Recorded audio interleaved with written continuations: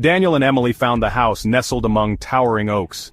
Its gables hinted at a history as grand as its sprawling lawn.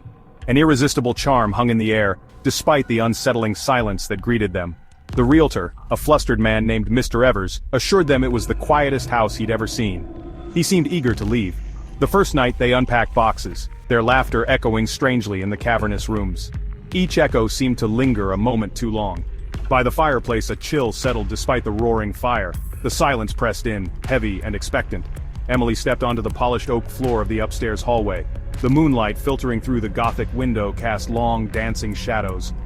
An unexpected draft sent shivers down her spine. A low whisper, barely audible, reached her ear. "This house. Get out." At breakfast, Emily tried to shake off the unease. Sunlight streamed through the kitchen window, painting the room in a warm glow.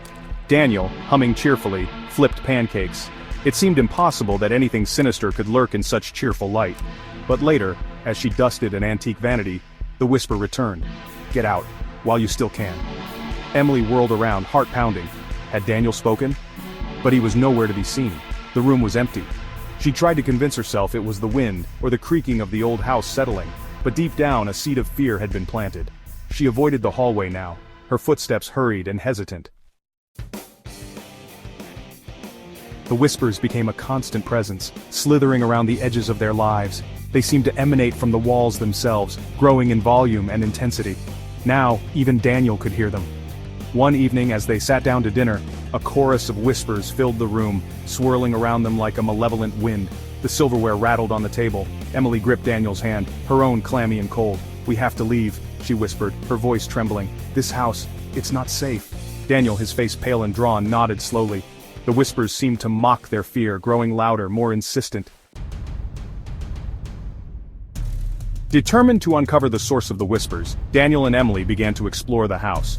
They discovered a hidden room behind a bookshelf in the attic. The air inside was thick with dust and the smell of decay. Cobwebs draped the room like macabre decorations. A single dusty window cast a pale light on the objects within, a child's rocking chair, a faded tapestry, and in the center of the room, a table upon which sat an ancient reel-to-reel tape recorder. As Emily reached out to touch the tape recorder, a cold gust of wind slammed the door shut and the whispers reached a deafening crescendo. Emily screamed. Panic seized them. Daniel threw his weight against the door, but it wouldn't budge. They were trapped. The whispers swirled around them, mocking their fear. "Listen!" Emily cried, pointing at the tape recorder. It was the only thing in the room that wasn't covered in dust. With trembling hands, Daniel pressed play. A voice, raspy and filled with anguish, filled the small room. "The house. It won't let me leave. It whispers. It torments." The voice descended into a series of heart-wrenching sobs. Daniel and Emily exchanged a look of horror. This wasn't just a haunting, it was a story, a tragedy playing out again and again. Section 6. "Where is Daniel?" The voice on the tape continued. "It wants me to stay here. Forever." Then, silence. Daniel rewound the tape, his hand shaking. He had to hear that again. He had to understand. As he hit play, a cold hand clamped over his mouth. He struggled, his eyes wide with terror. Emily screamed his name, but it was drowned out by the deafening roar of the whispers, louder than ever before. Daniel felt himself being dragged away from Emily, back into the darkness. He reached out for her, but his fingers grasped only empty air. Then silence. Emily was alone. Section 7. "Trapped!" Emily hammered on the door, her screams echoing in the darkness. She was trapped, alone with the whispers and the ghosts of their words. She sank to the floor, her back against the rough-hewn wall. Fear, cold and sharp, pierced her. Daniel was gone, taken by the house, by the whispers. She was next. Tears streamed down her face, mixing with the dust that coated her skin. The whispers seemed to press closer, suffocating her. They whispered of despair, of loneliness, of a darkness that would swallow her whole. Section 8. A new family, a familiar fate. A year later, a young couple stood before Mr. Evers, their faces filled with the excitement of new beginnings. The house stood on the hill, cloaked in the golden light of late afternoon.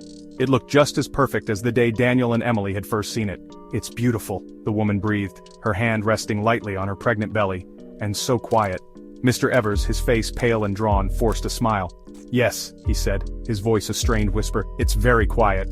He handed them the keys, a strange look in his eyes. He knew better than to warn them. the house wouldn't allow it. Section 9. The cycle continues. As the moving van rumbled up the driveway, a low whisper seemed to emanate from the walls of the old house. It snaked through the empty rooms, growing louder, more insistent. "Welcome home," it hissed. "Welcome to your doom." The cycle had begun again.